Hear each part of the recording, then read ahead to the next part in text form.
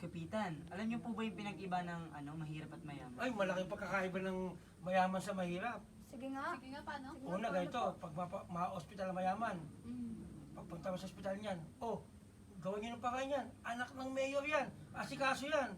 Pag mahirap naman, sasabihin doktor, nurse, may down payment na ba yan?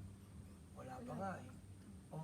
Alam niyo na gagawin dyan, pauwiin yan, di ba? Oo nga. Grabe talaga, no? Ito pa, Meron pa? Ay, meron pa, ito, Meron pag pa. sinaktan mo mayaman, Ouch!